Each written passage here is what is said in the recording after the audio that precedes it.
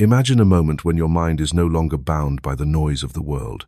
The worries about tomorrow, the fears of failure, the constant judgments echoing in your head suddenly dissolve. In their place, a vast space appears filled with peace, compassion, and pure light.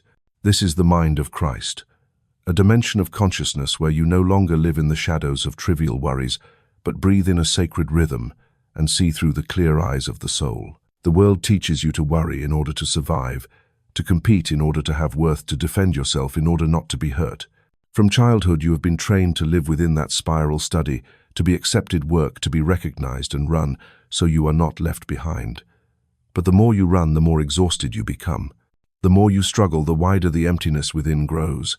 And in that very deadlock, a voice calls from deep inside, you were not born to think as the world thinks. You were born to think in spirit, to live with the mind of Christ. This mind is not an abstract, distant concept. It is a living experience, a transformation that reshapes from the root how you see, how you feel, how you decide. When you step into the mind of Christ, you no longer look at others with suspicion or comparison. You see within them the same divine spark that lives in you. You no longer view circumstances as threats, but as stages where your soul can grow. You are no longer dragged around by emotions like waves because you are anchored in an unchanging truth. God is everything, and everything is within you. Escaping anxiety does not mean the outside world becomes easier. It means you have changed your foundation. Before, your foundation was control, fear of not having enough, fear of losing what you hold. But when you shift into the mind of Christ, your foundation is faith, that life is always on your side, that the universe is not your enemy, that the light within you is enough to pierce through every darkness. This shift of foundation transforms the way you experience life. You may ask, how do you enter this mind? The doorway is not out there, it is within you. It opens when you decide to stop believing in the noise of the world. When a fearful thought appears, instead of chasing it, you pause and ask yourself, does this thought come from union or from separation? Does it remind me of my divine nature or make me forget it? That single question is enough for the light to enter, tearing apart the fog of anxiety. Escaping the thinking of the world does not mean denying reality. It is learning to see deeper. When others see crisis, you see opportunity to grow. When others see loss, you see the opening for something new. When others see an enemy, you see a soul that has lost its way but still carries a light waiting to be recognized. This is not naive thinking, but the thinking of a consciousness rooted in the source of life, knowing that all forms are only surface while truth remains unchanging. The world always wants you to believe that peace only comes when everything is perfect, when money is abundant, when others recognize you. But the mind of Christ tells you the opposite. Peace is not the result, peace is the starting point. When your mind rests in light, you no longer need everything to go your way to feel calm. Even in the middle of the storm, you remain steady. Even in the darkest valley, you still recognize a hand holding you up. And this inner posture is something the world can never give you. This is not an empty promise. This is a direct invitation. You can try right now, take a deep breath, let go of the thought haunting you, and silently say, I no longer think as the world thinks. I think with the mind of Christ. When you repeat it many times, not as a slogan, but as a sincere affirmation, you will sense a quiet shift. Your heart feels lighter. Your breath deepens, your gaze softens, and from that moment you have begun to move. No one forces you. There is no complicated formula. There is only one choice: to keep thinking as the world does, with fear, anxiety, and judgment, or to let the Spirit guide you into a higher way of thinking. Once you choose the higher thought, your whole life will change, not because circumstances disappear, but because you no longer see them with the old eyes. You now have new eyes, eyes that see the truth. You and God are one. This journey is not a theory, but an experience to be lived. Each day you will face challenges. Each day the world will remind you to return to the old way of thinking. But each time you also have the chance to remind yourself that there is another reality, a reality where anxiety has no power, where judgment has no weight, where you are free in the light. And remembering, repeating, living this truth is the very key that opens the door. See this as the beginning of a journey not leading you outward but bringing you back to the purest part of yourself, back to the mind of Christ that has always been within you since the beginning. The world may remain noisy, but you will learn to listen to the quiet voice within, and once you hear it, you will never want to live any other way. Every person lives in two worlds, an inner world of thoughts, emotions, and beliefs, and an outer world we call reality. What most of us fail to realize is that these two worlds are not separate. The outer world never exists independently. It is merely a faithful mirror reflecting what takes place inside. Every belief you nurture, every thought you cling to, every emotion you repeat gradually takes form as circumstances, events, and conditions in your life. This is not wishful thinking. It is an unchanging principle. When your inner world is flooded with anxiety, you see the world through a lens of threat. A careless comment from someone is enough to make you feel offended. A small delay is enough to make you believe everything is against you.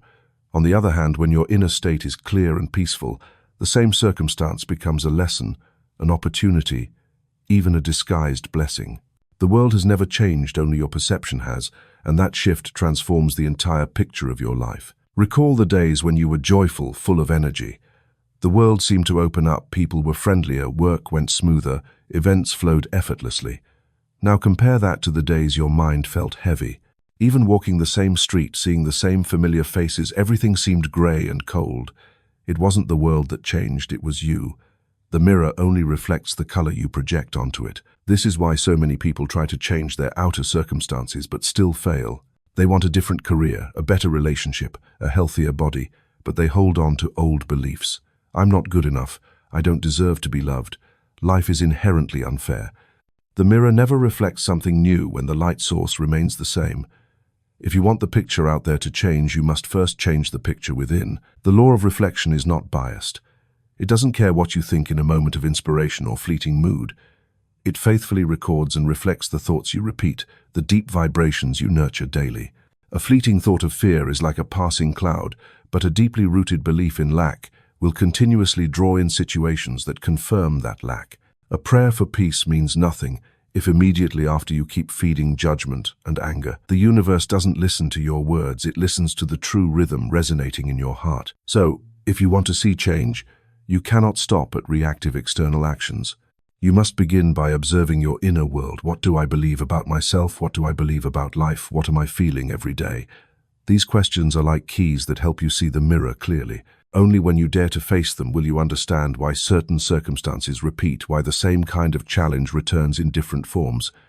It's not coincidence, it's precise reflection. Some may argue, but I don't want suffering. I didn't choose failure.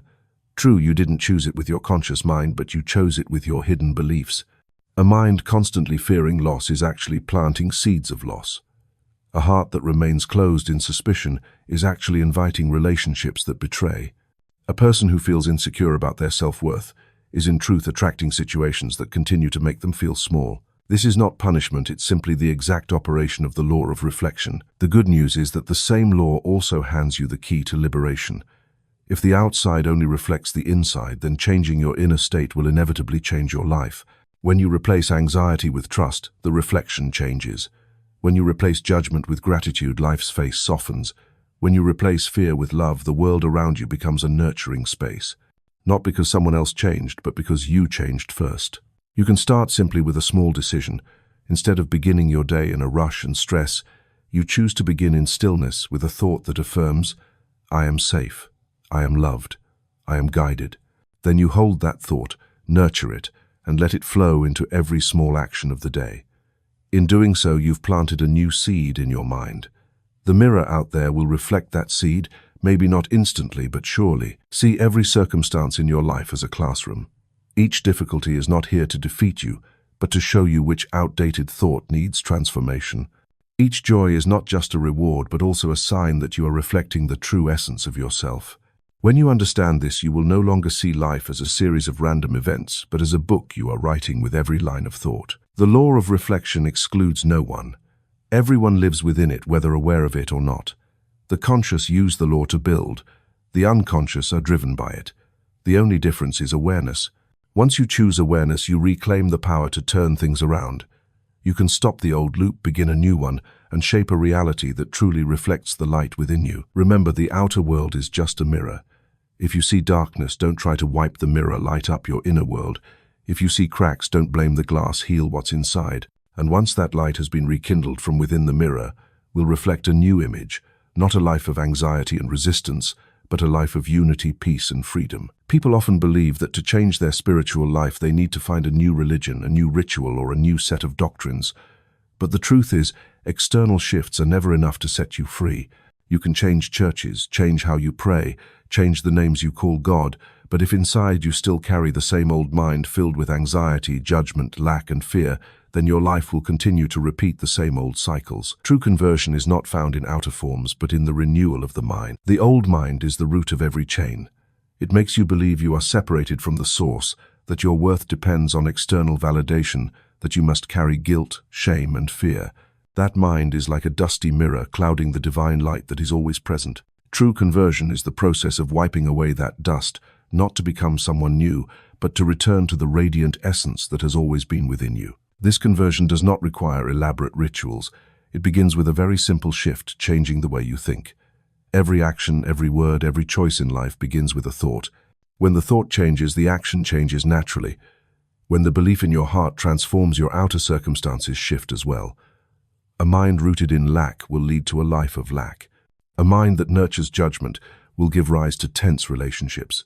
But when the mind opens to love, to unity, to peace, every corner of life will gradually reflect those qualities. True conversion is also not about memorizing more doctrines. It is not about reciting words by heart or repeating them like formulas. If your words and the thoughts in your heart are not aligned, then no real transformation is happening. You can recite prayers daily, attend every ceremony, and still live in fear, still react in anger, still judge others. This proves that the ritual has not touched the root, because the root lies in the mind. A renewed mind is one that begins to see life in an entirely new way. Instead of seeing separation, it sees unity. Instead of seeing threats, it sees opportunities. Instead of seeing guilt, it sees a gentle reminder to return to truth.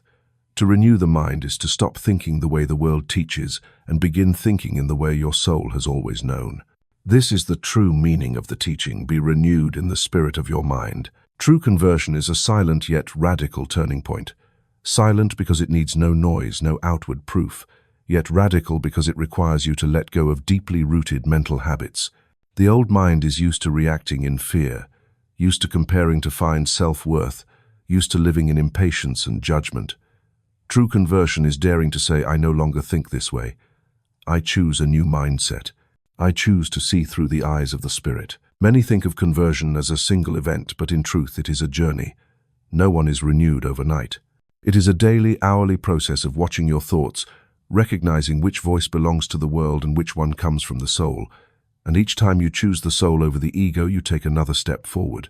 This transformation accumulates slowly, steadily, until one day you realize that both your inner world and outer world have changed. This is why many people change religions and still feel empty.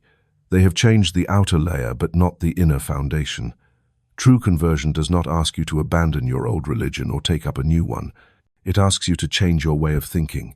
When thought is renewed, every religion becomes a doorway to the divine. When thought remains the same, even the most sacred rituals turn hollow. Renewing the mind also carries a power. Few people recognize it frees you from emotional slavery. When you still operate from the old mind, you're easily swept away by anger, suffocated by fear, manipulated by shame. But when the mind is renewed, you begin to observe instead of react. Anger arises and you recognize it as just a passing thought. It is not who you are. Fear surfaces and you see it as an echo of an old belief. It is not the truth. In that awareness, you are freer. And in that freedom, you live as a new person, not because you tried to change your behavior, but because the root has changed. True conversion also means no longer seeking salvation outside of yourself. You don't need another hand to certify your worth. You don't need forgiveness from a ritual system. You don't need to earn love. Everything has already been placed within you. When the mind is renewed, you realize you have always been in the embrace of unconditional love, not striving for approval, but living and expressing that approval into the world. Renewing the mind is not denying the past, it is seeing the past with different eyes. What once caused regret now becomes a lesson. The mistakes that once brought shame now mark your growth. The wounds that once made you resentful now stand as proof of the strength you've always had. Because when the mind is renewed, you no longer define yourself by the past. You define yourself by truth. You are a child of life, born in light, and you have always belonged in the whole. True conversion ultimately leads you to complete freedom. Freedom not because you have all the external conditions, but because you are no longer bound by them. You no longer fear the future, no longer cling to others for your value, no longer resist what is unfolding. You live in trust, in unity, in the light of a renewed mind. And from that place, all things in the outer world begin to align in reflection of who you have become within. That is true conversion. Not changing rituals, not changing religions, but changing the mind. When the mind is renewed, life is renewed. When the mind returns to truth, the soul returns to freedom. And only then do you truly step into the journey of living with the mind of Christ. People often think that to become holy or closer to God, they must imitate every gesture, every action, every word of Jesus. Generations have memorized Bible stories trying to reenact what he did, as if replicating the outer form could grant them access to the inner power. But the truth is, the power does not lie in repeating behavior. It lies in living by the same consciousness that guided every one of his actions. Jesus did not come to create a script for humanity to reenact. He came to reveal a new dimension of consciousness and to invite each person to step into it. Look at the miracles he performed. When he multiplied the bread and fish to feed the crowd, he didn't do it for show or to prove himself different. He acted from a consciousness of inherent abundance, a deep knowing that life knows no scarcity. When he healed the sick, he did not do so with the pity of a superior ego, but from a vision that transcended the illusion of illness, seeing the wholeness of the soul always present beneath it. When he forgave, he did not forgive from the wounds of an offended ego, but from a mind that never felt separated from God. All those actions flowed naturally from a foundation of clear, unwavering consciousness. If we only imitate behavior, we turn miracles into empty scripts. A person may recite the prayers Jesus once prayed, but if their heart is still full of doubt, anxiety, and judgment, then that prayer holds no power as it did in him. A person may try to forgive with their words, but if their heart still harbors resentment, that forgiveness is only a surface layer. No behavior can substitute for inner transformation. Only when one lives by the same consciousness can action become a natural expression of truth. The consciousness of Jesus is complete union with the source. It is an unshakable awareness that I and the Father are one. From this union there is no room for fear because you know nothing can truly threaten your divine essence. There is no room for judgment because you see that all souls originate from the same light. There is no room for lack because you know that life is always overflowing. This is a state of consciousness that does not waver, does not divide, and does not confuse light with darkness. To step into that consciousness, you do not need to copy his every move. You need to change the way you see. Begin with this question. In this situation, how would I think if I knew for certain that I am not separate from God? How would I respond if I believed that abundance is already present and always flowing toward me? How would I act if I trusted that no circumstance can stain the immortal soul within me? In answering these questions, you are learning to shift your focus from behavior to consciousness. A person may go to church every week, give to charity regularly, and recite prayers daily, yet still live in fear, still be haunted by judgment, still be tense in the face of trials. This reveals a focus on external behavior without inner transformation. Conversely, a person may live simply without elaborate rituals, but if they hold a consciousness of unity, then their actions, no matter how small, carry transformative power. A loving gaze, a word of encouragement, a calm silence, any of these can become channels of light. Living by the consciousness of Jesus is not about becoming a copy. It is about becoming your true self in union with the source. Because that consciousness does not belong to one historical figure alone, it is a universal dimension anyone can enter. It is like an ever-present current of energy. Once you connect to it, the flow moves through you. And once connected, you no longer need to force your actions. You act naturally, and that action already carries power. The danger of merely imitating behavior is that it easily leads to pretense and exhaustion. You may forgive with your words, but silently replay the wound. You may give generously, but secretly hold on to the fear of loss. You may wear a smile, but your eyes still carry unease. The more you try to fake it, the more drained you become. The consciousness of Jesus frees you from this pretense, for it does not ask you to play a role, it invites you to become. Imagine this. If you truly believed that you and God are one, what would you need to prove? If you truly believed that life can never lack, what would you need to fight for? If you truly believed that the essence of your soul is untouchable, whom would you need to defend yourself from? When these beliefs become your foundation, every action you take will be light-free and powerful. Therefore, the calling is not do what Jesus did. The calling is think, see, and feel as he thought, saw, and felt. When you live from the same consciousness, your actions will naturally resemble his, not because you tried to copy, but because you and he are drinking from the same source. This is the secret to true transformation action, flowing from consciousness, not consciousness sought through action. And this is the way of life for those who truly wish to step into spiritual freedom. No pretense, no strain, no imitation. Just living by a new consciousness, a consciousness of unity, of love, of light. From there, you will see that miracles are not rare exceptions performed by a single figure in history. They are the natural outcome when human beings live in alignment with the truth of who they are. Many people, when they hear about the mind of Christ, mistakenly think it's merely a form of positive thinking, a way of trying to see life through optimistic eyes, painting dark events in bright colors. But the truth is far from that. Positive thinking is just a thin layer of paint that covers fear without removing it. It's like smiling while your heart is trembling, like repeating pleasant affirmations while your inner world is still full of anxiety. The mind of Christ does not operate that way. It is not about replacing negative thoughts with positive ones. It is a complete shift into a state of consciousness where fear no longer has a place. Positive thinking still depends on its opposite, negativity. It exists in comparison. Try to think good instead of bad. Look for the light instead of staring into the dark. But in the mind of Christ, there is no need to resist the darkness, because darkness simply vanishes in the presence of light. This state is not about forcing yourself to think differently. It's about seeing the truth at a deeper level, where every fear is revealed to be an illusion. When your mind is united with the divine, you don't have to force yourself to believe everything will be okay. You know with certainty that in its essence, everything is already held within a divine order. Observe the difference. When you rely only on positive thinking, you may tell yourself, "I'll get through this challenge, everything will turn out fine." But deep inside, a part of you still trembles, still believes there's a chance of failure, of loss. That's why, after every affirmation, worry creeps back in. But when you step into the mind of Christ, you no longer need affirmations to calm yourself. You live in an inner peace, a trust that is not dependent on external outcomes. Even when circumstances remain unclear, your heart remains unmoved. That is not optimism, it is conviction. This state transcends ordinary emotional reactions. The ordinary person looks at events through the lens of memory and wounds. Faced with failure, they instantly recall past failures. Faced with rejection, they immediately feel shame and inadequacy. But in the mind of Christ, you no longer interpret events through the old lens. You see everything from a still center untouched by memory or fear. You see the event as a temporary form while the truth remains unchanged. You and God are one, and in that union nothing can threaten you. Many misunderstand and think that living in this mind means denying pain, pretending everything is fine. But the truth is the opposite. The mind of Christ does not deny human emotion. It illuminates it.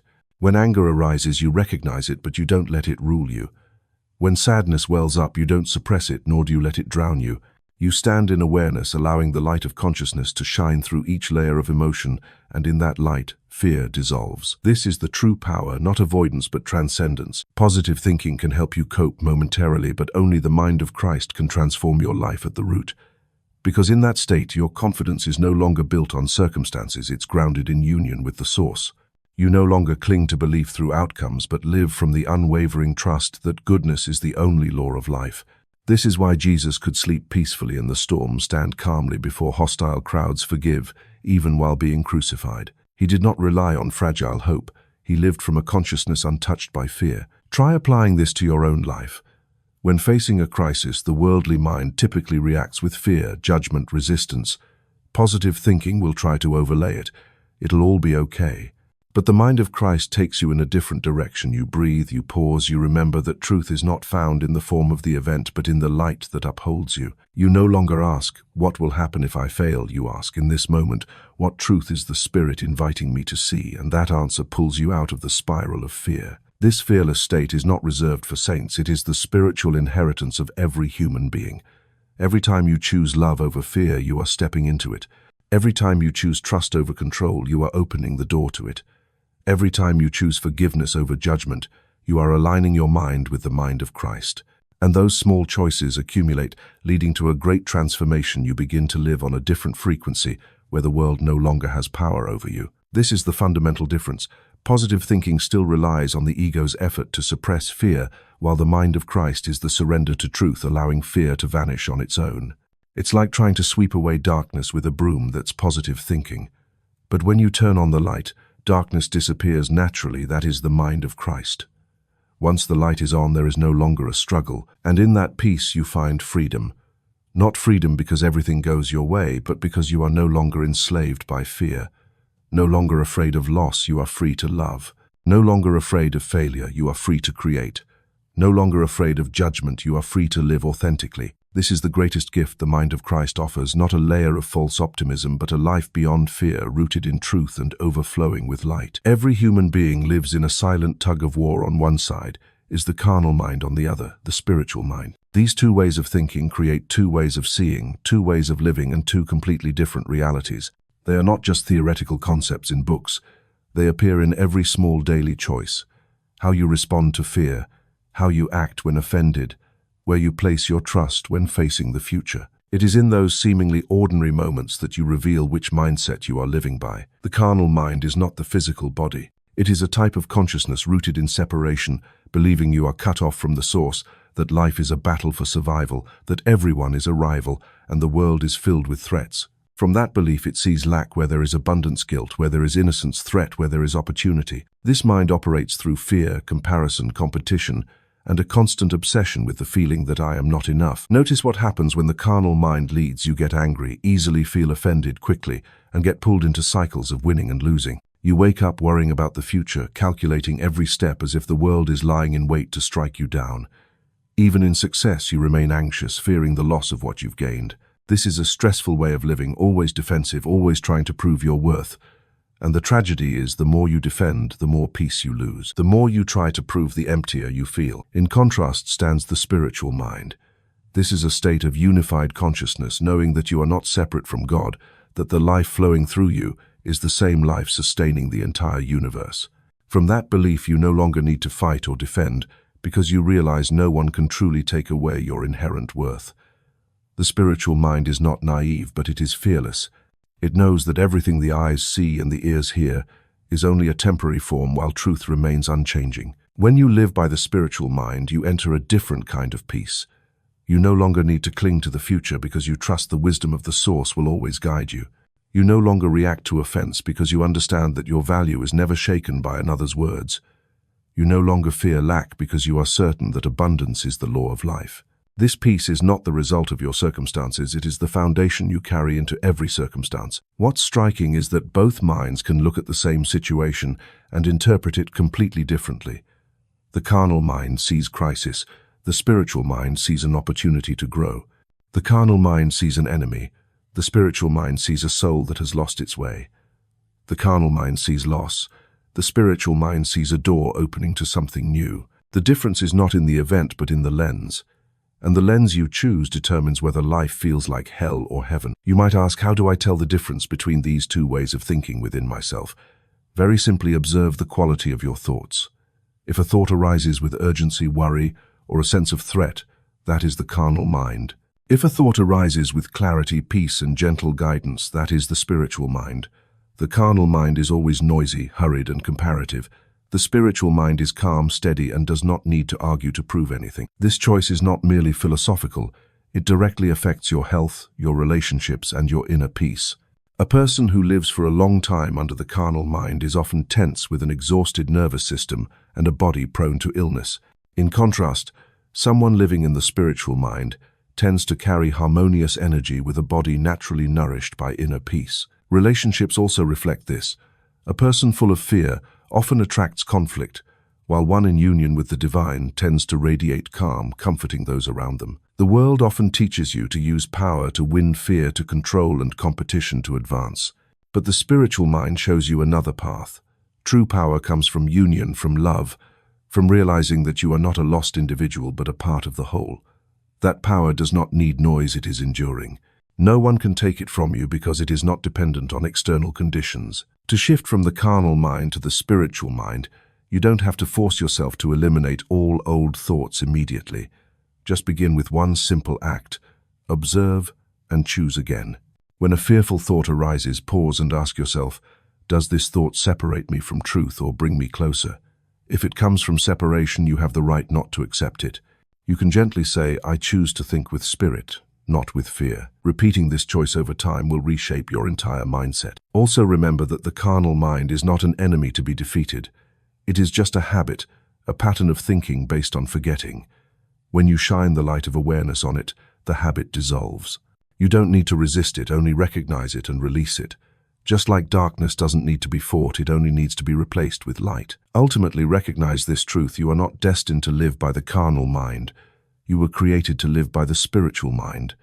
Your true nature is union, is love, is light. Every time you choose to live from that place, you not only liberate yourself, you contribute to the liberation of the world. Because when your mind is filled with peace, it reflects outward, and the world around you begins to change too. That is the power of the two ways of thinking. One keeps you chained, the other leads you to freedom. One exhausts you with fear, the other returns you to eternal peace. And you, right in this very moment, have the power to choose which mind you will live by. Every day, thousands of thoughts pass through your mind. They come so quickly that you often don't even realize which ones you've agreed with, which ones you've clung to, and which ones have ended up controlling your emotions and actions. Most people live unconsciously, letting thoughts lead them without discernment. And it is this lack of discernment that often makes life feel like a runaway vehicle. Because not all thoughts are equal. Some come from unity, while others arise from separation. Separation is the root of fear. Any thought that makes you believe you are separated from God, from love, or from your inherent worth belongs to the old mind. These may sound like I'm not good enough, I'm going to be abandoned, this world is against me. On the other hand, any thought that reminds you that you and God are one, that you are not alone, that love is already present, that you are supported, these are thoughts of unity. And this very ability to discern is the key that allows you to choose to live from light instead of darkness. To discern your thoughts doesn't mean becoming suspicious of everything you think. It means being awake enough to observe the origin of each thought. When a thought arises, pause and ask, where is this thought coming from? Does it open me up or shut me down?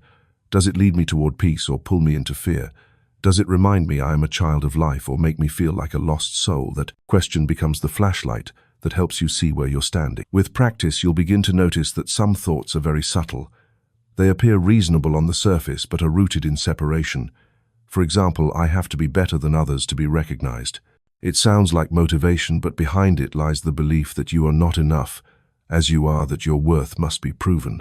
That's a thought of separation. Or I'll forgive, but I'll never forget. It sounds strong, but it still comes from a wound, from a sense of disconnection. A thought rooted in unity, on the other hand, is gentle yet powerful.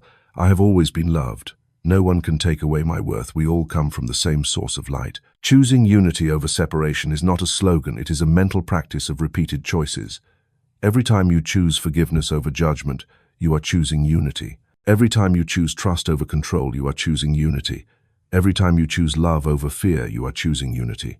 These choices may seem small, but their accumulated power transforms the way you experience life. One thing to remember: discerning thoughts does not mean forcefully rejecting negative ones. You don't need to shout down a fearful thought. You simply need to recognize, this is a thought of separation. It does not belong to me. And then you gently let it go and return to a thought of unity. That recognition and release is the very act of liberation. Just as darkness doesn't need to be fought, it only needs a ray of light to disappear. In practice, you can start by observing the standout thoughts of your day. Write them down. What did I think when I heard criticism? What did I think when I felt short on money? What did I think when someone disappointed me? Then ask yourself, was that thought rooted in separation or in unity? Once you see clearly, you have the power to choose again. Gradually, you'll discover that most of your pain, tension, and anger stem from believing in thoughts of separation, and you alone have the power to stop feeding them. The mind of unity does not need many words. It operates through certainty and silence. When you choose it, you feel a deep sense of safety, not from circumstances, but from the truth that you are never separate. When a challenge arises, instead of spiraling into, "Why me?" you can quietly say, "I am not alone in this. I am still supported." When a relationship breaks, instead of thinking, "I was betrayed," "I have no value," you can choose, "I remain whole in the love of God." These small choices place you into an entirely different reality. Living in unity does not mean you'll never face difficulties. It means that when difficulties come, you no longer let them define you. You see them as temporary forms while truth remains unchanged. And because of that, you retain your peace even in the storm. This is something the world can never give you, but the unified mind can. Treat thought discernment as a daily habit, like brushing your teeth or breathing. Each morning, pause for a few minutes and ask, what am I thinking right now? Is it coming from unity or separation? Each evening, review your day and reflect, how many times today did I choose unity over separation? This patient repetition will train your mind to become more sensitive to light, and gradually you'll see that you are no longer being driven by unconscious darkness. And once you become familiar with this discernment, you will live in a new kind of freedom. No longer a slave to random thoughts, you become the gatekeeper of your mind, knowing what to let in and what to release. And when your mind is filled with thoughts of unity, the outer world will reflect that same unity back to you. You will no longer see life as a battlefield, but as a space where love and light are revealed. When people hear about the Christ mind, many imagine it as a distant ideal reserved for saints or rare enlightened beings throughout history. But the truth is, this mind is not a privilege, it is the inheritance of every soul. It is a state of consciousness that has always been within you, only veiled by the fog of fear, judgment, and old patterns. When the fog clears, your true nature is revealed, a clear mind, free of judgment, free of fear, and completely free within love. Non-judgment is the foundation of the Christ mind. Judgment always arises from the illusion of separation, me and them, good and bad, right and wrong. When you judge, you believe there is something apart from the whole, and you place yourself in a position to label it. But in the Christ mind, separation dissolves and everything is seen in the light of unity. This does not mean you become naive or lose discernment between right and wrong, but that you see beyond surface forms to recognize the essence that every soul comes from the same source and is on the journey of relearning love. When you see this way, you no longer need to condemn, you simply understand. And that understanding opens the way to forgiveness, to healing, to freedom. Fearlessness is the next characteristic. Fear only exists where there is belief that you are under threat, that something outside of you can take away your life, your worth, or your love. But in the Christ mind, you know with certainty that the soul cannot be harmed, that you and God cannot be separated. This awareness makes fear nothing more than a distant echo, no longer able to control you. Even when faced with challenges, you no longer tremble. Not because the circumstances disappear, but because you realize that true power does not lie in circumstances, it lies in the truth you carry within. This absence of judgment and fear opens the path to freedom. Freedom is not the ability to do whatever you want, it is the release from the invisible chains of the old mind. When fear no longer imprisons you, you are free to love without calculation. When judgment is no longer your lens, you are free to receive people and life as they are without distorting them through the filter of the past. And when you live in that freedom, you finally live in love, not conditional love, but the kind that flows naturally from your essence. To live in this love means you no longer love in order to be loved. Back, no longer give in order to receive. You love because you are love. You give because you cannot help but give. Just like the sun cannot stop shining, like the river cannot stop flowing, you cannot help but offer love because that is what you are. And the miracle is that when you live this way, you lose nothing. In fact, you become the vessel through which love flows more abundantly each day. Imagine a life where you are no longer driven by judgment. When you encounter someone difficult, you no longer react with disdain, but with understanding that they are simply wounded. When you face a mistake, you no longer condemn yourself, but see it as an opportunity to relearn the truth. When you look at a chaotic world, you no longer fall into despair, but recognize that even within disorder, there is a deeper order upholding everything. This is the vision of the Christ mind. It sees beyond the form and into essence. Now imagine a life where you are no longer imprisoned by fear. You are no longer afraid of failure, so you are free to create. You are no longer afraid of rejection, so you are free to love. You are no longer afraid of loss, so you are free to fully live every moment. This freedom is not recklessness. It is the certainty that you are supported by a power greater than any fluctuation. It allows you to walk in peace, even when the path ahead remains unclear. This is not a distant state. It begins in the smallest choices. When a judgmental thought appears, you can choose to release it and replace it with understanding. When fear rises, you can choose to remember that you are never separate from love. Each time you make that choice, you are allowing the Christ mind to emerge more clearly within you. And those small steps accumulate into deep transformation. Living in the Christ mind does not make you into someone else, it returns you to who you truly are. Without the weight of judgment, you feel lighter. Without the burden of fear, you are free. Without the mask of pretense, you become pure love. And in that state, you radiate a presence that needs no words but has the power to shift the atmosphere around you. Others may not understand why they feel peace in your presence, but it is because they sense the flow of unconditional love moving through you. The nature of the Christ mind, non-judgment, fearlessness, and freedom in love, is the invitation extended to you today. You don't have to wait for a special day or become someone else. You only have to begin now in this very moment. Choose a thought of unity over separation. Choose love over fear. Choose truth over illusion. And when you do, the Christ mind that has always been within you will begin to shine, no longer hidden, no longer held back. And one day you'll realize that you've been living differently, not because you forced yourself to change, but because your true nature has been revealed.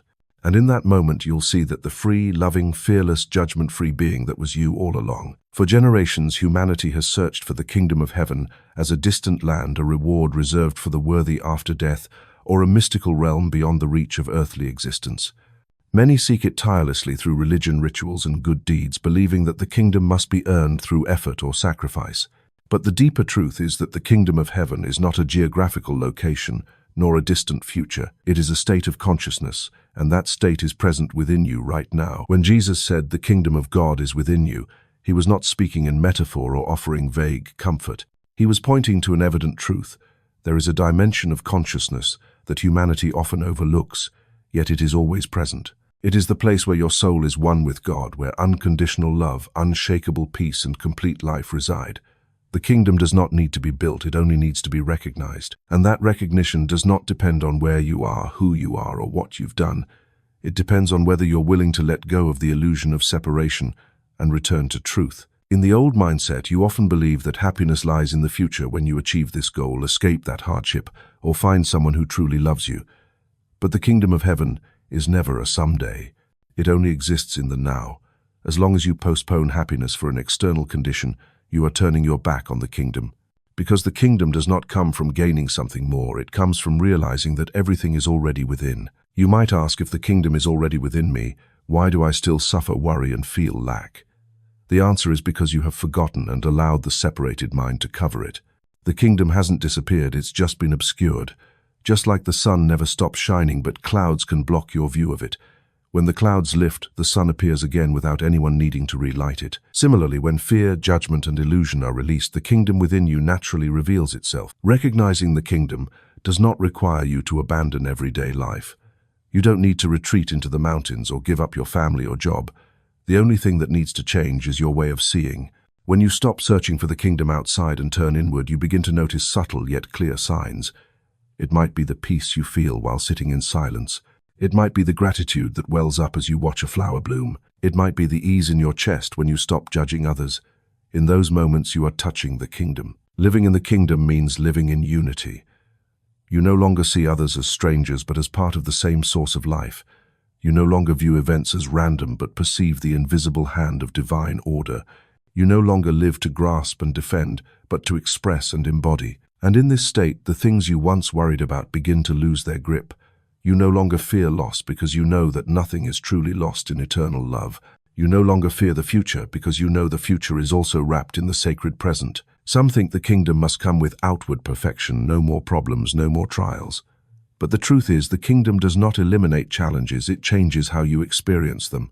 A person in the old mindset sees suffering as punishment, but one living in the kingdom sees suffering as the outer layer of a lesson. A person in the old mind sees loss as an end. But in the kingdom, loss becomes an opportunity to see what is eternal and what is temporary. This perspective transforms every event into a doorway that brings you closer to truth. The kingdom does not come through striving, it comes through surrender. When you stop trying to control everything, stop trying to prove your worth, stop accumulating to feel secure, you create space for the kingdom to shine. And in that space, you discover a simple truth. You have always been whole, always safe, always loved. This is not blind faith, it is a lived experience. Because when you stop clinging to illusion, peace arrives instantly without needing a reason. That is the sign of the kingdom made present. Imagine a day lived with this awareness. You wake, not in anxiety but in gratitude. You work not to prove your worth but to express your gifts as offerings. You meet others not with comparison but with the recognition that you are both upheld by the same source. You walk through trials not with fear but with trust that within them lies a lesson drawing you closer to truth. A day like that is you living in the kingdom. No one can give you the kingdom from the outside, and no one can take it away. It doesn't depend on whether others love you, or on wealth, or status. It depends on one decision, whether you choose to turn inward and recognize the truth. And that truth is the kingdom of heaven is within you, right here, right now. So do not wait for a perfect tomorrow, nor chase endlessly after something outside. Simply pause, breathe deeply, and say silently, "The kingdom of heaven is within me. I don't need to go anywhere. I am in life, and life is in me. When you live with this conviction, every ordinary moment becomes sacred. Every small action becomes an expression of a deeper order, and in that moment, you realize the kingdom is no longer a concept, it is a present state of consciousness, a reality breathing with you, living with you, and never having left you. The kingdom of God is not a distant place but a reality already present within every soul. But how can one know if they've touched it, stepped into it, or at least opened their heart to receive it? The answer isn't found in promises or rituals, but in unmistakable signs, the ability to forgive, a heart of gratitude, unconditional love, and peace that surpasses understanding.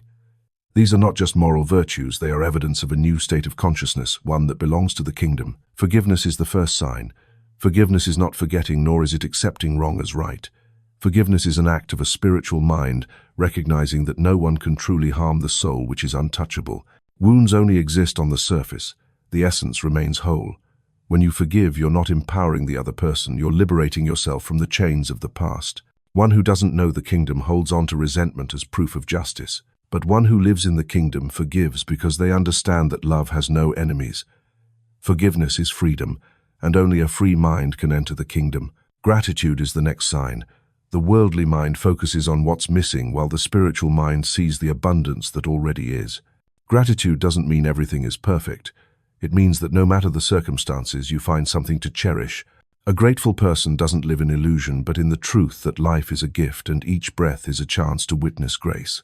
When you are grateful, your heart opens and the kingdom flows in. When you complain, you slam the door shut and imprison yourself in darkness. Gratitude transforms even the smallest moments into sacred ones, and that is how the kingdom becomes visible in daily life. Unconditional love is the greatest sign of all. Human love is often conditional. We love when we are loved, back when the other deserves it, when we aren't betrayed. But the love of the kingdom is different. It doesn't require guarantees and isn't afraid of loss. It gives simply because giving is its nature. When you touch unconditional love, you no longer calculate or control. You see others not through their mistakes, but through the light hidden beneath. And this love, once given, is never lost. It returns to you as peace, joy, and unity. Unshakable peace is the final sign and the foundation of them all. Peace is not the quiet outside, but the steadiness within. It exists even in the storm, even when things don't go your way. This peace doesn't come from control, it comes from surrender and trust. It is the inner knowing that God is present in all things, that the source always upholds you. When you live in this peace, you are no longer easily shaken or pulled into conflict.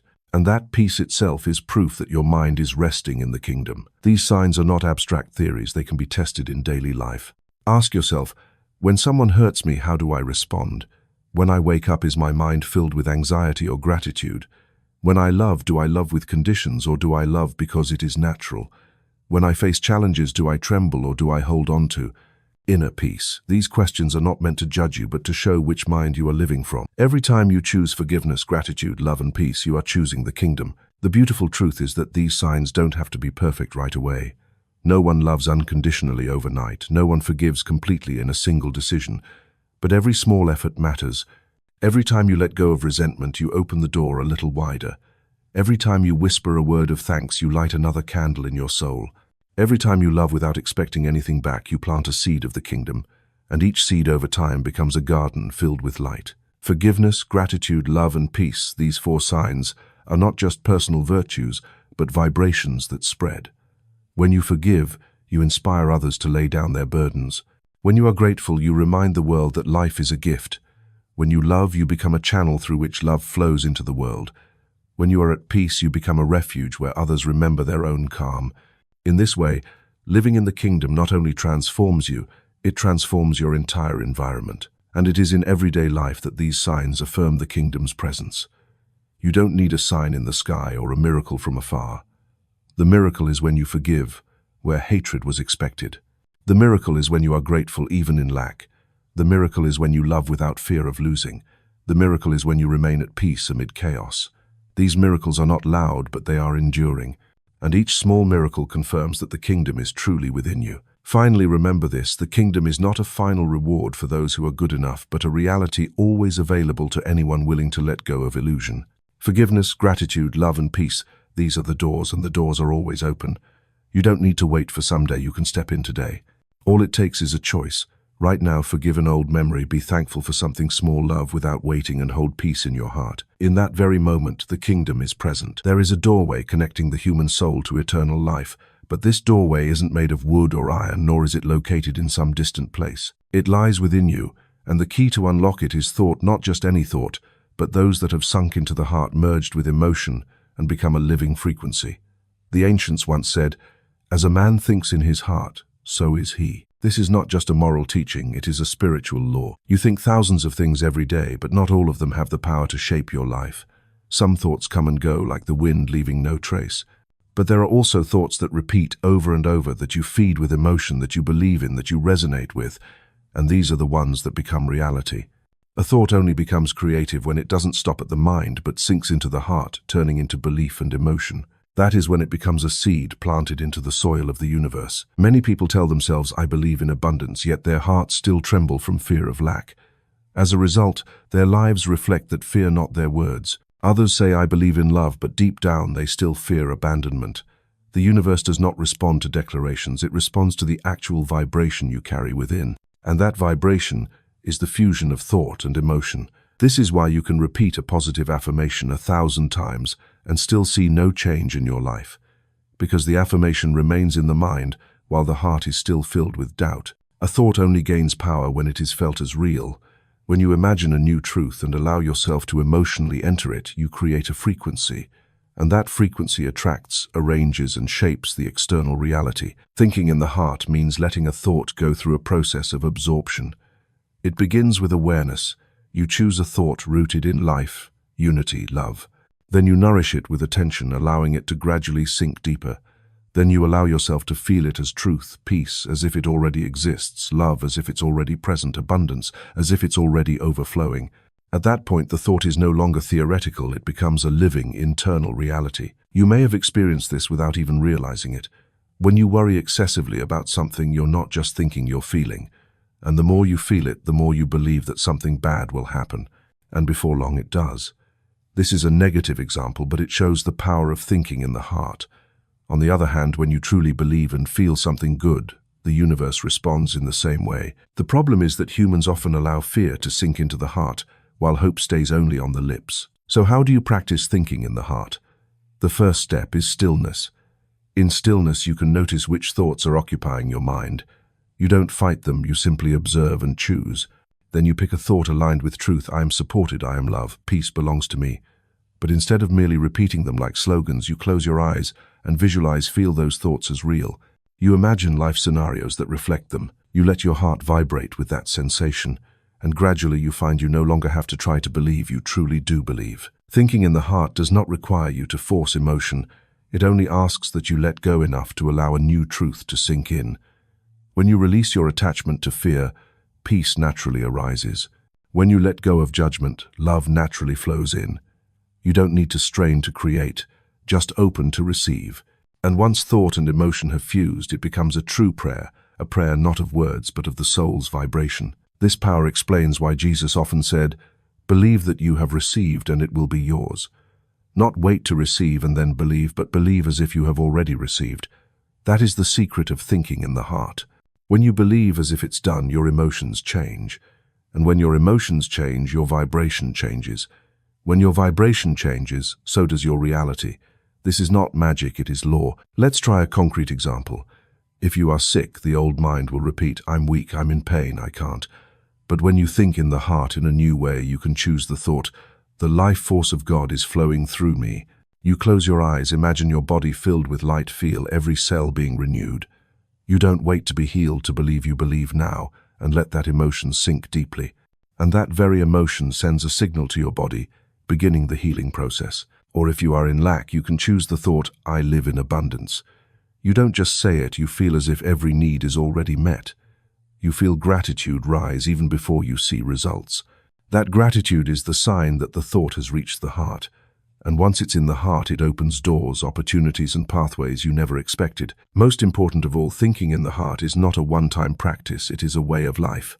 It requires patience and consistency.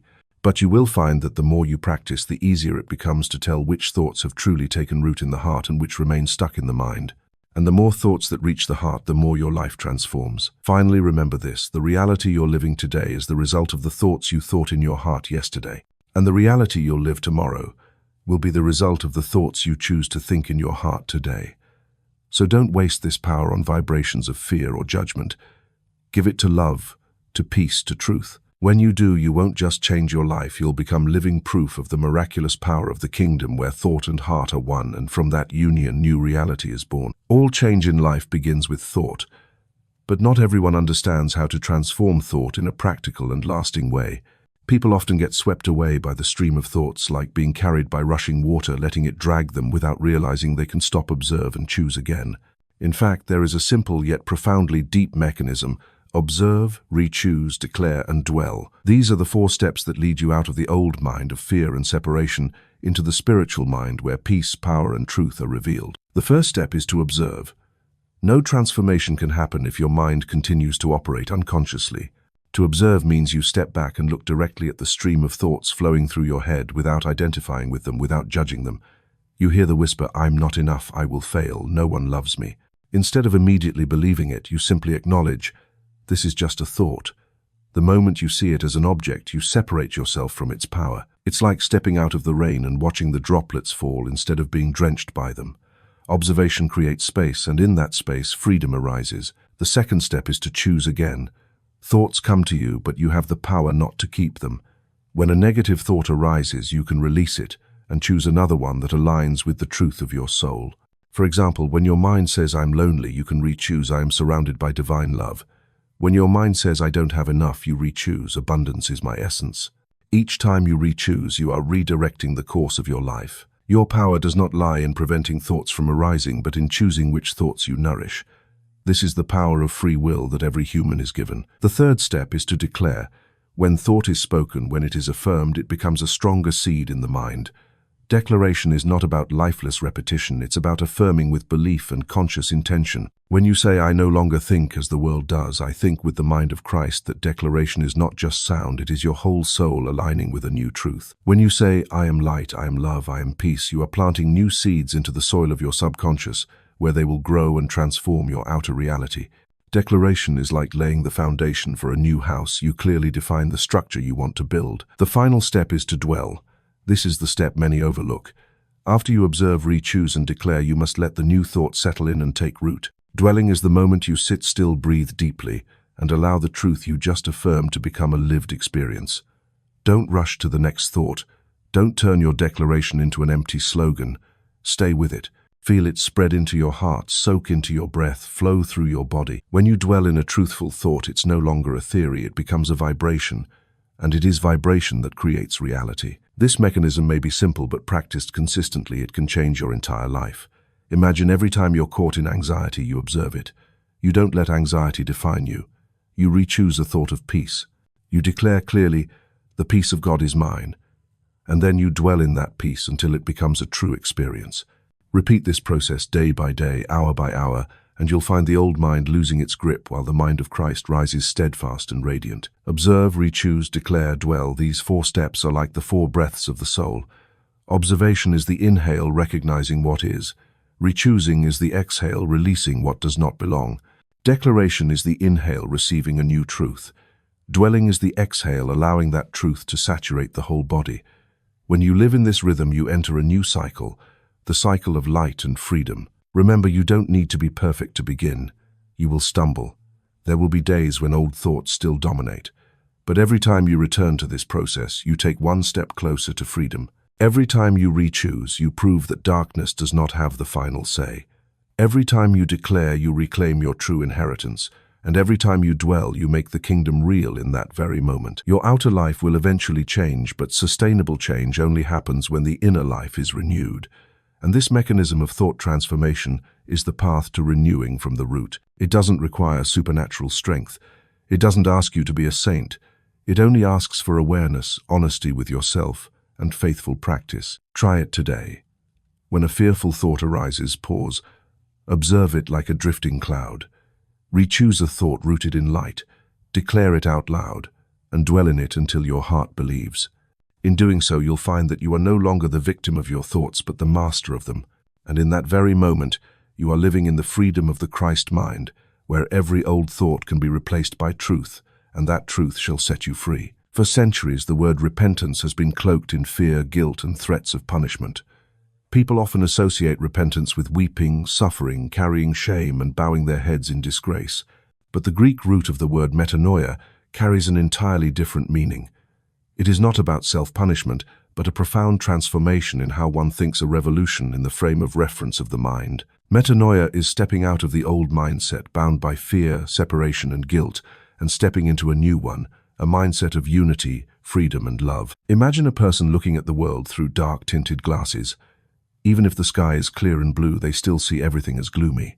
They might try to clean the lenses or change the angle of view, but as long as they keep wearing those dark lenses, the world remains dark. Metanoia is the decision to take off those old glasses and put on a clear lens. It doesn't change the sky was always the same, but it completely changes the way the person experiences it. In the same way, repentance is not about changing your circumstances, but about changing how you perceive those circumstances. People often try to change the external, improve behavior, adjust habits, add a bit of morality, subtract a bit of wrongdoing. But if it stops there, you're still standing within the same old frame where the ego is still in control. Metanoia is not about modification, it's about replacement. It invites you to release the old framework of thought, the one that says you are a separate, fragile, vulnerable being, and to adopt an entirely different one, that you are a soul, united with the source, strong, eternal, and upheld. When Jesus said, "Repent, for the kingdom of heaven is near," it was not a threat, it was an invitation. He didn't say, "Bear your guilt, for punishment awaits." He said, "Change your way of thinking, for a new reality is opening before you. The kingdom of heaven is not far, it is already here, but you need new eyes to see it." Metanoia is that transformation of vision. It is a shift in consciousness where you stop viewing life through the old lens of fear and begin to see through the eyes of truth. The power of metanoia lies in the fact that it's not just an emotional moment, but a sustainable reorientation. Emotions may fade, but a new frame of reference reshapes your entire life. Once you've stepped into the mindset of unity, you can no longer return to the old one and feel satisfied. You may be tempted, you may forget, but deep down you know the truth has been revealed, and you cannot pretend you haven't seen it. So how do you live in metanoia? First, recognize that all suffering stems from a mistaken view. You don't suffer because of events, you suffer because of how you think about those events. A failure does not in itself bring despair. It is the thought "I'm worthless" that leads to despair. A betrayal doesn't automatically cause bitterness. It is the belief "I've been destroyed" that gives rise to bitterness. When you understand this, you begin to see that metanoia is not a luxury, it is an urgent necessity. The next step is the courage to leave behind familiar ways of thinking. People often cling to the old even when it causes pain, simply because it feels familiar. Metanoia requires you to step into new territory of consciousness, where you are not yet accustomed, where you must learn how to see again. But in that daring step you find freedom. You are no longer chained by outdated definitions of yourself. You open the possibility of becoming who you truly already are. Metanoia is not a one-time act. It is a journey. Every day you are invited to re-choose your frame of reference. When a fearful thought arises, you can remember, "This is not the truth I choose to see in light." When judgment wants to flare, you can say, "I don't need to condemn, I choose forgiveness." Each of these choices strengthens metanoia within you. Remember, repentance in the sense of metanoia is never about punishment. It is about liberation. It doesn't make you lower your head in guilt, it lifts your head in truth. It doesn't make you smaller, it reveals the vastness of your true nature. It doesn't drive you away from God, it draws you nearer to Him, so near that you realize the distance never existed. One of the signs that you are living in metanoia is a growing sense of lightness. The burdens that once weighed on your spirit, resentment, shame, anxiety, gradually dissolve. You don't need to force them out, because when the mindset shifts, they naturally fall away. You become like someone who has lived in a dark room for so long that they've grown used to the shadows, then suddenly steps into the light. There's no need to battle the darkness, just open the door and light enters on its own. Metanoia is not a harsh demand, it is a gift.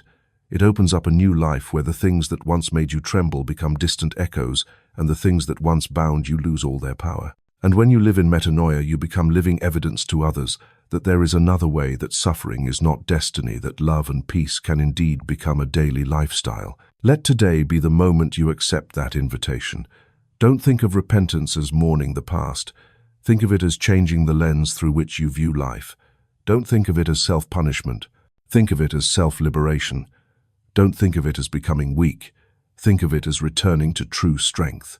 And when you choose metanoia, you are not just changing a single thought, you are changing your entire frame of reference. You are changing the way you see the world, and therefore changing the world you live in. When Jesus said you are the light of the world, he wasn't bestowing a lofty title, nor was he offering a reward for the morally perfect. He was pointing to your true nature, something that has existed from the beginning. You are light. Light is not something you have to strive for, it is something you already carry within. The question is not, how do I become the light, but do you dare let that light shine? Light doesn't argue, doesn't shout, doesn't need to prove itself. It simply shows up, and that presence alone is enough to dispel darkness. That's the way you're called to live, not constantly persuading others to believe, not putting yourself on display to prove anything, but simply being present in your light. That very presence becomes a silent invitation, drawing others in, making them want to come closer to discover what is radiating from within you. The world is full of noise. People argue, compare, justify, and prove, but light doesn't participate in the noise. It simply shines. You can walk into a tense room, and just by holding peace in your heart, the atmosphere begins to shift. You don't need to say a word, your presence becomes like a lamp illuminating the way. That's how a soul living in the awareness of the kingdom of heaven impacts the world, not by force, but by attraction, not by debate, but by radiance. Imagine a city on a hill. Even without effort, it stands out in the dark, impossible to hide. Even from afar, people see it and use it as a point of direction. You too, when you live in alignment with your true light, become a guidepost for others. You don't need to shout so that people know you're shining. The light speaks for itself. People will notice not because you're boasting, but because they can feel a different energy coming from you. Your light doesn't come from achievement, status, or praise. It comes from inner purity, from a mind that has released judgment and fear. Every time you choose forgiveness over hatred, your light grows brighter. Every time you choose gratitude over complaint, your light sharpens. Every time you choose unconditional love over control, your light spreads farther. And every time you maintain peace in the storm, that light becomes hope for those drowning in the dark. The world doesn't need more grand sermons. It needs people who show up as light.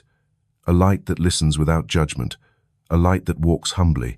A light that dares to live authentically without hiding, without playing roles. When you live like that, you don't need to invite anyone close. Your presence is the invitation.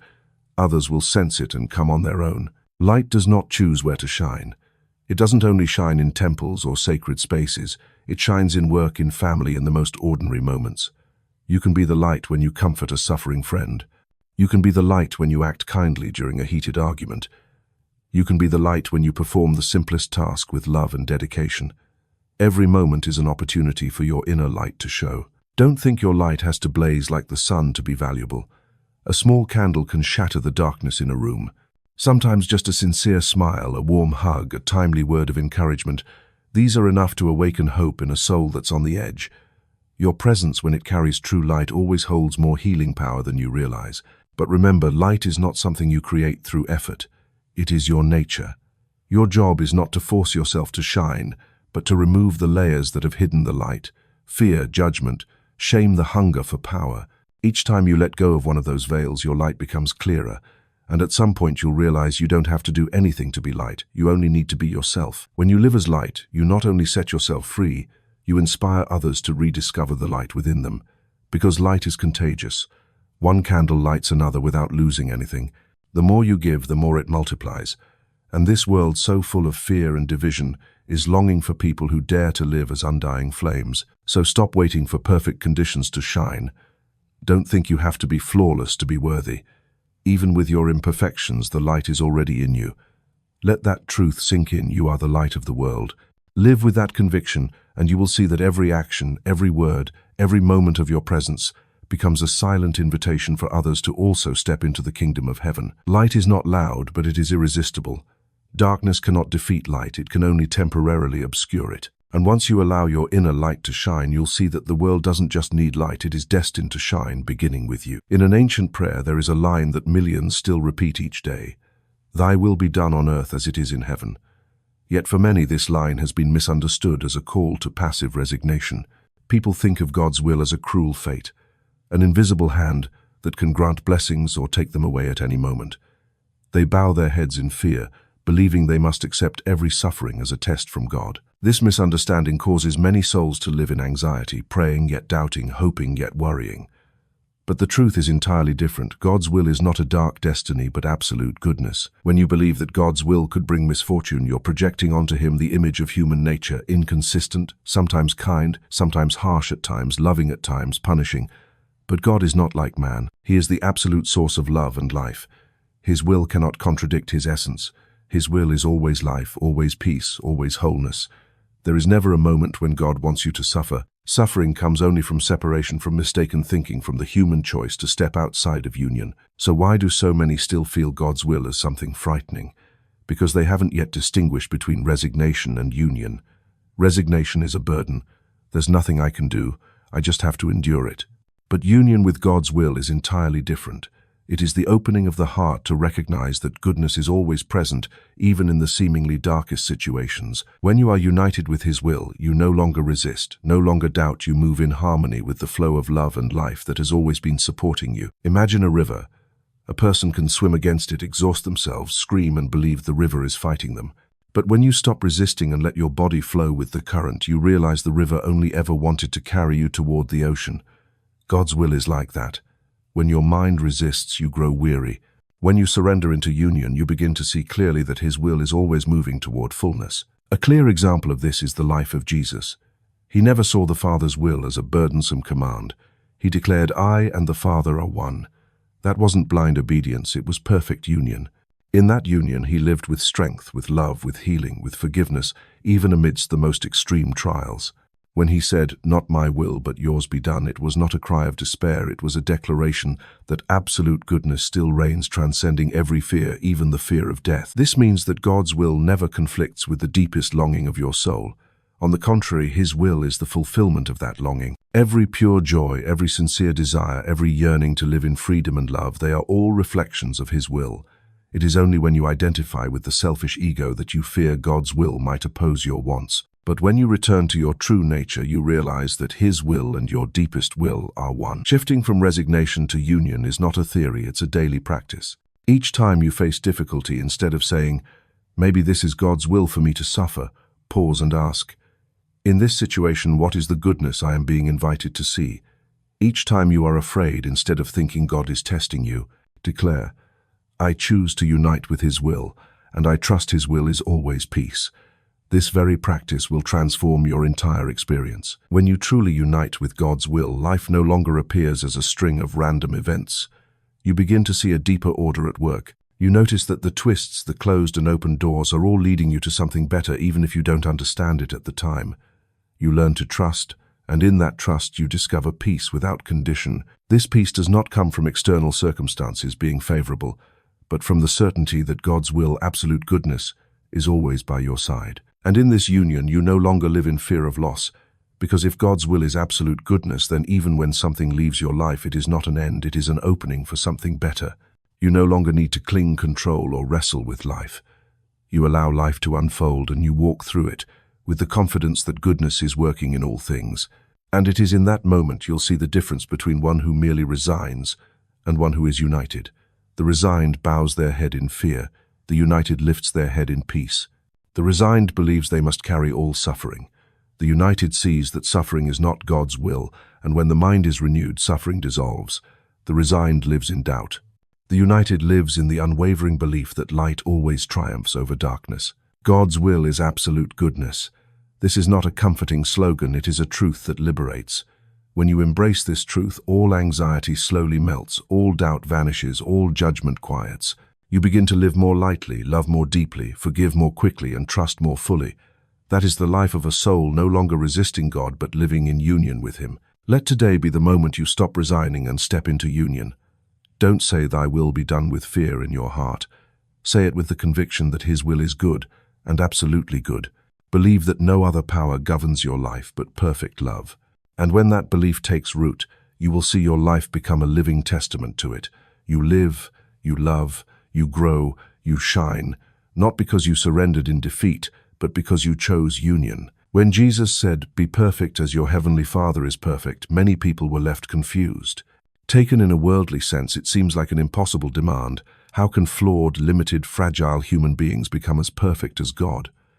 As a result, some view it as an unattainable ideal, while others turn it into a harsh burden, living their entire lives in guilt for never measuring up. But if you look deeper, you'll see he wasn't speaking of human behavioral perfection, but of a new vision, a perspective that rises above contradiction, beyond the polarized extremes of the ego. Be perfect means learn to see the world through the eyes of unity, with no more separation, no more fragmentation. The human mind is full of contradictions.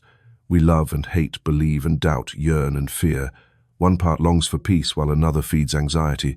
One part desires freedom, yet another builds its own chains. All these contradictions stem from the dualistic lens of the ego, always splitting the world into right and wrong, good and bad, self and other, gain and loss. And it is within this division that suffering arises. This is what prevents human beings from resting in wholeness. Perfect in the consciousness of Christ does not mean never making mistakes. It means no longer seeing the world through the lens of division. It is the perfection of vision, where you can see through surface contradictions to perceive a deeper order. You see the darkness but do not despair because you know light is at work. You see trials but are not afraid because you know the purpose remains intact. You see differences among people but no longer judge because you recognize all come from the same source. That is the perfection he invites you into. When you live from this vision, you no longer react from impulsive emotions but act from inner stillness. You don't need to prove yourself right because you understand every viewpoint is just a fragment of a much bigger picture. You are no longer pulled into the spiral of who wins, who loses, because you know that in true unity no one needs to lose for another to win. You begin to live with an open mind, and that openness becomes your strength. Imagine someone arguing intensely to defend their opinion. They're tense, angry, trembling. They believe that if they're wrong, they'll lose their worth. But someone living in this perfection no longer fears like that. That person can listen, can smile, can hold their stance without needing to impose it, because they know their true worth doesn't come from winning an argument, but from connection to the whole. They don't need to cling tightly because they already have everything in unity. Perfection also does not mean suppressing emotions or hiding wounds. It means learning to view emotions and wounds in the light of truth. When anger arises, you don't deny it, nor do you judge yourself. You observe it, recognize it stems from a sense of separation, and let it dissolve in the light of unity. When fear shows up, you don't run away, you face it, then remember that in the mind of Christ nothing can threaten you. It is precisely the way you handle emotions through this higher vision that makes you more perfect, not because you are without flaws, but because you are no longer identified with them. A sure sign that you are stepping into perfection is the simplicity of your mind. Before you lived in complexity, analyzing, comparing, calculating, always asking why me and what if. Now you begin to live simply seeing things and accepting them as part of a larger order. You no longer torment yourself over the past nor obsess over the future. You stand in the present with clear eyes and an open heart. And it is this simplicity that gives you unshakable strength. Remember, Jesus did not say, "Try to become perfect." He said, "Be perfect." This means perfection is already within you. You simply need to let it be revealed. It's like the sun behind the clouds. You don't need to create the light. You just need the clouds to part. And the clouds here are the contradictions of the ego. Every time you forgive instead of judge, a cloud disappears. Every time you choose trust over fear, another cloud dissolves. Every time you choose love over selfishness, the light of perfection becomes clearer. And then one day you realize you've changed no longer, reacting harshly to life's turmoil, no longer afraid of the dark, no longer clinging to the need to prove yourself. You become free, expansive light. Others look at you not seeing someone perfect by worldly standards, but feeling a wholeness, a peace that cannot be broken. That is the evidence of the perfection he invites you into. Let that invitation echo within you today. Step out of dualistic contradiction. Stop splitting your soul into good and bad. Begin to see all things through the eyes of unity. Don't be afraid of the words, "be perfect." It is not a burden, it is a liberation. It does not require you to become someone else, but calls forth who you truly are. And when you live in that perfection, you will see that life, with both its light and its shadow, becomes a vehicle for your awakening. Then you will be able to say with deep peace, "All is perfect, for everything is leading me back into union with God." When Jesus said, "The eye is the lamp of the body," if your eye is single, your whole body will be full of light. He wasn't speaking of the physical eyes, but of the eye of consciousness, the center of perception that determines how you see the world and how life reflects back to you. Single eye means a pure gaze, undistracted by judgment, undivided by duality, and unclouded by memory or prejudice. When that gaze is purified, your body and mind naturally become filled with light, and from there your entire life transforms. The greatest problem of humanity is not the absence of light, but that light is constantly veiled by the filters of distorted perception. You do not suffer because of events, but because of how you see them. You are not hurt by circumstances, but by the way you interpret them. When your inner eye is split, you look at someone and see an enemy. You look at an opportunity and see a threat. You look at a challenge and see failure. That gaze creates tension, illness, and fracture within you. On the other hand, when your eye becomes single, you are no longer deceived by appearances. You see through form to perceive essence, and that essence is always unity, always light. A single eye does not look for faults, does not compare, does not label. It does not distinguish between lovable or detestable, praiseworthy or blameworthy. It simply sees the truth, that every soul originates from the same source, every event is part of a greater order.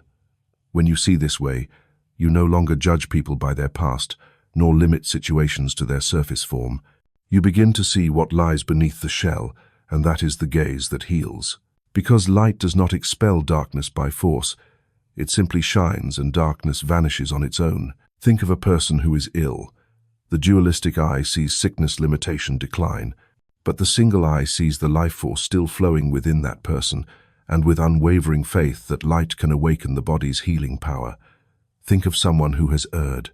The dualistic eye labels, excludes, condemns, but the single eye sees the soul still intact behind the mistake, and that light becomes a path to redemption, to transformation.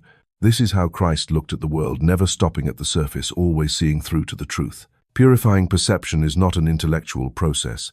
It is a journey of release. You don't need to force your eye to become single. You simply let go of each layer of judgment, each layer of fear, each layer of comparison. Every time you forgive, your eye becomes a little clearer. Every time you choose trust over doubt, your eye grows brighter. Every time you choose love over judgment, the light shines more intensely, and at some point you'll realize your entire being is glowing from within. The miracle is that the body also responds to this light. When your mind is fragmented, the body becomes tense, the nervous system destabilized, organs fall out of balance. But when the eye is single, the body enters a new state of order. Breathing becomes harmonious, heartbeat stabilizes, the immune system strengthens, cells regenerate more quickly. Light is not just a spiritual metaphor, it is real energy permeating every cell. The body becomes a mirror reflecting the clarity of your perception, and when perception is full of light, the body heals in that light. Observe daily life, you can verify this instantly. When you look at someone with judgmental eyes, you feel your energy becoming heavy, tense, suffocated. But when you look at that same person with compassion, your heart softens, your entire being feels lighter. That is the difference between a divided gaze and a single gaze. And you are the one who chooses. Every time you choose the single eye, you are choosing to fill your body with light. Living with a single eye also means you stop labeling yourself. How many times have you condemned yourself? I'm not good enough. I don't deserve this. I'm a failure. That is the divided gaze, the gaze that separates you from the truth of your essence. When you release that view and choose the single eye, you begin to see yourself as an inseparable part of the light. You realize that your limitations are merely passing clouds, while the inner sky of your being has always remained clear. And when you see yourself through that light, you no longer live in shame, you live in freedom. Once your eye is single, life is no longer a series of conflicts between opposing forces. You no longer see events through the lens of gain or loss, but through unity. You no longer see enemies, only souls who are lost. You no longer see failure, only a lesson in growth. You no longer see chaos, only a fragment of a greater order. And from that vision, you walk steadily unshaken. Remember, light never needs to fight darkness to win. It only needs to be revealed. The single eye is the gateway for the inner light to be revealed. When you live in that light, you become a lamp to others. People come near you and feel peace, hope, and trust, not because you preach or try, but because your light is clear enough for them to recognize it. That is the quiet yet powerful strength of the single eye. So begin with the smallest things. When a judgment arises, pause and ask, am I seeing through a divided eye or a single one? When fear appears, remind yourself, I choose to see through light. When anger rises, remember the single eye does not see enemies, only opportunities to love. Practice this a little each day, and you will see your perception become clearer, your light radiating more and more. Then you will fully understand the teaching. If your eye is single, your whole body will be full of light. It's not just a saying, it's a principle for living. It reminds you that the purification of perception is the key to health, to peace, to inner freedom. And when you choose to live with a single eye, you not only heal yourself, you become light for the world. Pray without ceasing, a short phrase that holds a profound secret of spiritual life. If you understand prayer merely as pleading, repeating requests, or performing rituals, you will find it impossible. No one can kneel all day long. No one can endlessly mumble words while also needing to work, eat, rest. But if you understand prayer in its truest sense, as living continuously in alignment with the divine frequency, then unceasing prayer is no longer a burden, but a natural state of being. Unceasing prayer does not require you to withdraw from the world. It invites you to bring sacred presence into every moment of life. Washing dishes, walking down the street, talking, working, everything can become prayer if done with conscious unity with the divine. To pray without ceasing means to keep the stream of your thoughts, emotions, and actions vibrating in the same frequency, the frequency of love, peace, and oneness. Someone who does not yet understand true prayer often imagines God as distant and prayer as an attempt to call him closer, to convince him to listen, to plead for his intervention. But unceasing prayer is the awakening to the truth that he has never left. He is present in every breath, every heartbeat, every ray of light flowing through your soul. When you live with this awareness, you no longer ask to be heard, you merge to be united. That is the fundamental difference between prayer as an act and prayer as a state of being. You can test this in real life. There are moments when you fall into worry, your mind spinning, and you feel cut off from peace. But when you pause, take a deep breath, and remember that you are within the divine, everything calms. That remembrance is prayer. And if you sustain that remembrance long enough until it becomes your constant breath, you have stepped into unceasing prayer. It is the state of a soul no longer shaken by external conditions, for you are always anchored in a higher reality, the reality of unity. Unceasing prayer is not a string of words but an inner rhythm. When you choose forgiveness over resentment, that is prayer. When you choose gratitude amid difficulty, that is prayer. When you choose love instead of judgment, that too is prayer. Because in each of those choices you are keeping your mind aligned with the divine frequency. You are allowing oneness to become the silent music flowing endlessly within your soul. This is also the secret of sustainability. Spoken prayers may stop, but prayer through presence never does. When you live in unity, your entire life becomes a living prayer. Your gaze becomes prayer. Your smile becomes prayer. Even your silence becomes prayer. You no longer separate the sacred from the ordinary because everything is covered by one single awareness, the awareness that you and the Source are one. Living in unceasing prayer is also living in freedom. For when you are always connected to the frequency of truth, you are no longer dependent on circumstances to maintain peace. The world may be chaotic, but you remain centered. Others may waver, but you stay grounded. The ego may try to interfere, but you know how to return to inner silence. And it is within that silence that you hear the voice of the divine, not with ears but with deep awareness. Remember that unceasing prayer does not demand instant perfection. It only asks for the willingness to return again and again. When you forget, return. When you stray, come back. Each return is a training that helps your soul grow familiar with the frequency of unity. And one day returning is no longer effort, it becomes natural. You live in unity as a fish lives in water, without effort, without needing to remember, because it is your true environment. If you wish to begin, simplify. When you wake up, instead of rushing into worry, whisper in your heart, "Today I live in oneness." When working, instead of focusing solely on the result, remind yourself, "I work in light." When meeting someone, instead of rushing to judgment, look at them and silently say, "The light in me sees the light in you." That is unceasing prayer. No need for elaborate rituals, just keep your inner frequency in tune with the divine. And then you will discover something miraculous. When you live in continuous prayer, the outside world begins to shift. You attract people, opportunities, and experiences that reflect your inner light. You become a source of inspiration to others without effort. And most importantly, you find an unshakable fulfillment because you have learned to live in the frequency of oneness, where there is no fear, no division, only the complete presence of God. Unceasing prayer is the highest form of freedom. You no longer search for him somewhere else because he has become the air you breathe, the beat of your heart, and the life you are living. When you walk through the world with that awareness, you bring heaven into the present. And you yourself, without words, have become a living prayer, resounding endlessly without ceasing. For generations, humans have sought to explain the universe, why things happen, what hidden forces lie behind what the eyes can see. Many traditions call it natural law, the law of cause and effect, or the invisible principles that govern life. But when we look deeply into the teachings and life of Jesus, we realize he was not merely a preacher of morality or ethics. He was a master of the spiritual law, the unchanging principle that links thought, belief, and reality. He didn't just speak of this law, he lived fully within it.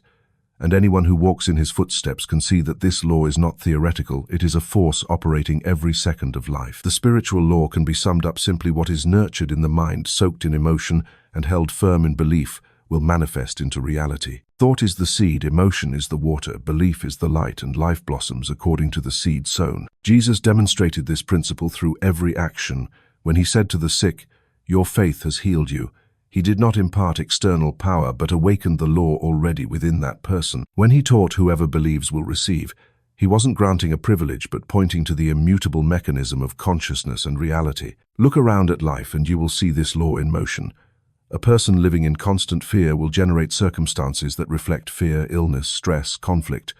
One who lives in steadfast trust in goodness will always find light, even in the darkness. The spiritual law shows no favoritism, delivers no punishment, and grants no reward. It simply reflects what the human mind holds. That is why Jesus emphasized, "Be transformed by the renewing of your mind," because when the mind is renewed, life naturally transforms. Many misunderstand Jesus' miracles as divine interventions that break natural laws. In truth, he lived in absolute unity with the spiritual law, and the results appeared miraculous. But they were simply the inevitable outcomes of a consciousness fully aligned with truth. He never claimed to be an exception. He declared, "Whoever believes in me will do the works I do, and even greater." In other words, this law is not reserved for one person, but made available to all of humanity. The key to the spiritual law is this: thoughts do not stop at the surface. A passing idea lacks the power to create reality, but a thought repeated, deeply felt, and attached to belief becomes the engine of creation. When you live in consciousness of lack, anxiety, and defensiveness, your external life will mirror that. Lack, anxiety, and defensiveness. When you abide in trust, in abundance, love, and unity, life reflects that too. Not because you are deserving or undeserving, but because the law of reflection never errs. Because the law is always in effect, Jesus warned, "Do not doubt in your heart." When your lips pray for good things, but your mind still holds fear, it is fear that becomes the seed sown. He taught that you should pray believing that what you ask for has already been given. This is not mere positive thinking, but the synchronization of thought with law to believe as if it is already done so the law can fully operate. The spiritual law also explains why forgiveness is the doorway to healing. Holding on to resentment means holding a toxic seed in consciousness. That seed will slowly become illness, conflict, unrest. Forgiveness means removing the poisonous seed so the mind can return to clarity and make room for love's light to move. That is why Jesus said, "If you do not forgive, the Father will not forgive you." Not because the Father rejects, but because the spiritual law cannot operate in a mind bound by poison. To live by the spiritual law is not to try to command the universe to your will. It is to live in harmony with an unchanging principle where your thoughts and actions align with the truth of love, life, and unity. When you place your mind in fear, you resist the law. When you place your mind in perfect goodness, you allow the law to operate naturally. And then what the world calls miracles are simply inevitable consequences. The spiritual law does not come from outside. It is already within you, like an underground spring waiting to be uncovered. Jesus came to show you that you need not look far. Look within. Renew your mind. Remove false beliefs, and the law will work through you. He didn't establish a complex system of doctrines. He taught simple principles: believe, forgive, love, give thanks. And these simple things touch the very core of the spiritual law. Ask yourself each day, what seeds are you planting in your mind? Seeds of worry, doubt, hatred, or seeds of faith, love, and peace? The law is impartial. Whatever you sow, you will reap. When you realize this, you will understand that both responsibility and freedom lie in your hands. You are no longer a victim of circumstance. You are the sower, and your life is the field that reflects the seed. The moment you truly live in the spiritual law, you enter a new life, light, clear, free. You no longer chase luck, no longer fear fate, because you know the law is always fair and exact. You no longer blame God for injustice, because you understand His will is always good, and the law He gave exists to preserve that goodness. And when you unite with the law, you unite with Him. The spiritual law is an eternal truth, and Jesus fully lived that truth. He is proof that a human being, when united with the law, can heal, can transform, can illuminate the world. And you today are also invited to live this way, not to become a rare miracle, but to live in accordance with your true nature. Because the law is not far from you, it is flowing in your every thought, every heartbeat, every breath. You only need to choose harmony, and the light will pour through you, transforming your entire life into living evidence of the spiritual law, the eternal principle of love and life. The human body is not the cause, it is merely the effect. All pain, illness, disorder, and weakness stem from the mind. When the mind is fragmented, when consciousness sinks into anxiety, when emotions nourish fear, the body reflects this rupture as symptoms. That is why the Bible emphasizes the need to renew the mind, for only when thoughts are purified, the body can regain balance. You cannot expect a healthy body while holding on to toxic thoughts. You cannot find peace for your body when your mind is filled with conflict. True healing always begins from within, and the only path is to renew the mind. Do not fear, only believe. This statement is the pinnacle of healing. Fear and belief cannot coexist in one mind. Where fear is, belief is absent. Where belief is complete, fear dissolves. Jesus did not perform an external magic. He simply removed the veil to awaken the belief already within humanity. When he spoke to the father who was desperate because his daughter was dying, "Do not fear, only believe," he was not merely offering surface-level comfort. He revealed the deepest principle to see life triumph over death, to see light overcome darkness. The mind must first be renewed. Fear must be replaced with belief. This belief is not the strain of the intellect, nor is it a mere wishful optimism. Belief is the complete synchronization of the mind with the sacred truth that you are connected to Source. It is the inner state of knowing that Christ is alive within you like an endless flow of life, like a flame that never extinguishes. When this awareness rises, the body is no longer a weak physical mass, but becomes the temple reflecting that endless life. At that moment, the body does not heal through effort, but simply responds to the clarity of the renewed mind. You can experience this even in daily life. When you are consumed by anxiety, the body immediately tightens, the heartbeat quickens, breathing becomes shallow, and the stomach contracts. But when you rest in belief, everything naturally changes. The heartbeat regulates, breathing lengthens, muscles relax. Just one shift in the mind immediately spreads throughout the body. This shows that the body is a mirror and the mind is the driver. To change the mirror, you must change the one who looks into it. To heal the body, you must heal the mind. For this reason, Jesus often began healing by saying, "Your sins are forgiven." He did not refer to moral wrongdoing, but to errors in consciousness. When the mind is no longer bound by guilt, the body can release its disorder. Physical healing always goes hand in hand with healing the mind. And the message is consistent: do not fear, only believe. So how do you step into this belief? By continuously renewing the mind. Every time a fearful thought arises, do not identify with it. Instead, observe and replace it. "I no longer live in fear. I live in the truth that Christ is in me." Every time a symptom causes worry, remember that the body is merely reflecting it, has no power of its own. You can gently declare, "I choose belief. I choose unity. I let the life within me shine." Step by step, you train your soul to live in this new frequency. Christ in you is not a distant theological concept, but a direct experience. It is when you realize there is a deeper layer of consciousness operating within you. The ego trembles, worries, calculates, and is easily hurt. But deep beneath there is a stream of peace unshaken by circumstances. That stream is Christ, the ever-present Spirit within you. When you turn inward, when you remain silent long enough, you will touch that flow. And when you live from that place, everything changes. The mind becomes clear, emotions pure, the body recovers. Living in the awareness of Christ in you does not mean you will never face challenges, but each challenge will become proof of the strength of belief. When the world tells you to fear, you choose to believe. When circumstances try to knock you down, you choose to rise. When the body signals pain, you choose to listen and then surrender it to the healing light. And gradually you realize it is the renewing of the mind that is the key to transforming the body. Some may ask, "I have believed, but why does the illness persist? Why has the pain not stopped?" Understand that renewing the mind is not a one-time act, but a process. The seed of belief needs time to take root, to replace the old roots of fear that have been deeply embedded for many years. But as long as you remain steadfast, as long as you continue to choose belief over fear, healing will certainly occur. For the law of the Spirit never fails. Pure belief always gives birth to life. Remember, Christ is not outside of you. Christ is not a distant figure. Christ is the stream of life within your heart, the unwavering belief within your consciousness, the light that never fades within your soul. When you live in this awareness, the declaration, "Do not fear, only believe," is no longer a slogan, but becomes your breath, your heartbeat, your way of existing. And when that happens, your body becomes the living temple reflecting the fullness of life. Each cell lights up with the frequency of belief. Each organ recovers under the light of unity. Your entire body becomes proof of one truth: When the mind is renewed, the body is healed. And it all begins with one decision to let go of fear, choose belief, and live in the awareness of Christ in you. Christ is in you.